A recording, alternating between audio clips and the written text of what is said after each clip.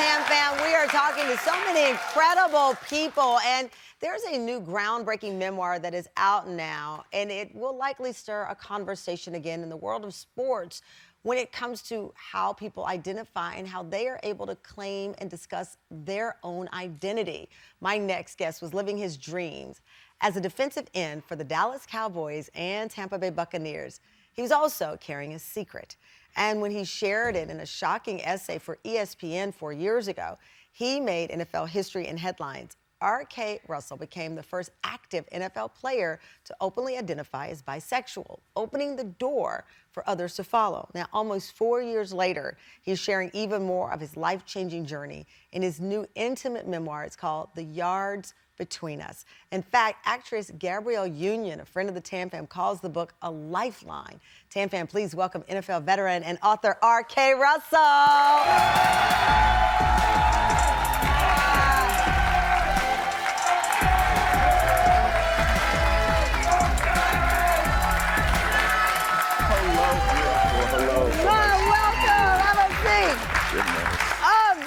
I was going to ask you later about your mom in the audience, but the whole family is here celebrating here.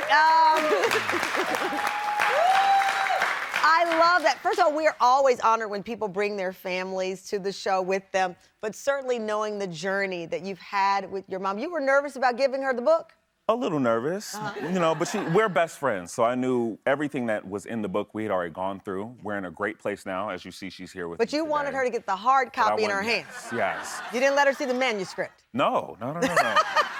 You write in the memoir, the day you announced to the world that you were bisexual, you say, my social media was blowing up with follows, likes, messages, and comments. In fact, there was so much happening that processing any one part of it was impossible. The torrent of alerts filled my phone screen with the name after name. I couldn't keep up, so I just let it wash over me. What do you mean by that?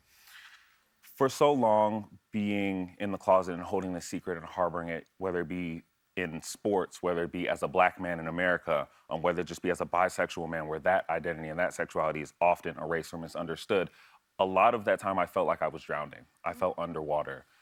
Coming out was the first time where I felt like I could come up for a breath of fresh air. And the celebration that I received, the appreciation, all the acknowledgement was the cleansing. It was this wave washing over me and just cleansing me of all my shame that I had held, the secret, the burden, the pain.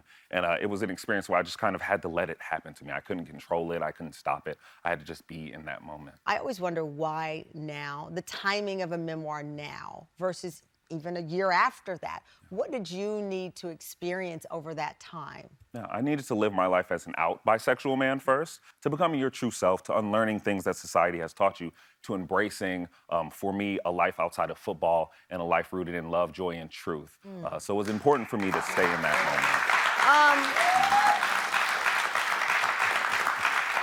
moment. Going back to your mom, Marty, you write in your book, my life is a tribute to you, and I can only hope to share your light with the world for all my days. I love you, Mama. That is like the best. Oh, RK. Listen, Marty, you don't get any Mother's Day gifts forever, because this one right here, who can top this? Every day is Mother's Day. Every day is Mother's Day. Every day is Mother's Day. When you think back to the nervousness of revealing to her, or the uncertainty of revealing your truth to her, now watching her cheer you on louder than anybody else as you live your life, what do you hope other families get from that? Oh, I hope that they get that. I hope that they're coming out, and when they let in their family to that part of them and that truth, that they get a celebration, that they feel like they are embraced, that they have a champion with them, they have a protector with them, and that they can feel love unconditional and in true. Because that's what kids need. Yes, you know, all the other things, of course, are vital, but love is very important. You know, you have the unconditional love of a parent, but you also talk about personal love and falling in love. And you are in love. And we have with us in our studio your boyfriend, professional dancer, influencer, Corey O'Brien. 4 years later, you're still going strong after you reveal. Come on over, Corey, come on. Come on over. Oh my God.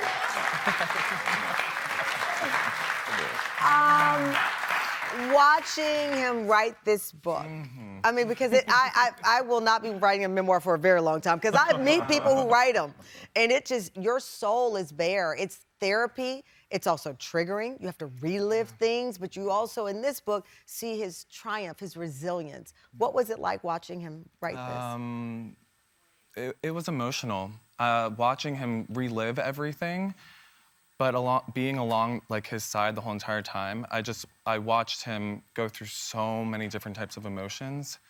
And I told him I was so excited to see how it turned out, as if I didn't know how it already turns out. But being a part of it, it's an honor to be next to him doing it. And he writes about you in the book. He said, that first summer with Corey, I felt a love that was new to me. I'd never loved someone the way I loved Corey. Honestly, I'd never loved myself the way I did during those months. So through this relationship, you also found this joy of love of self, which is very interesting. Yeah. As I said before, what do you want families to get out of it? What do you want people who feel like love is not possible, especially those who are hiding their true selves? I want to tell them that love is always possible. That in a time where it should have been the darkest moments of my life, being away from football at that time, losing a best friend, being thousands and hundreds of miles away from my mom, my family, should have been the darkest moments of my life. And at that time it was. But finding him and experiencing that joy and that love and that light and that hope, let me know that love can be possible and can reach you in even the darkest of places. Exactly. Oh, wow. Okay, thank you, Corey. Thank you. The memoir is The Yards Between Us. It is available now. And nothing ever stands between me and the Tam fam. So guess what? You're all going home with your own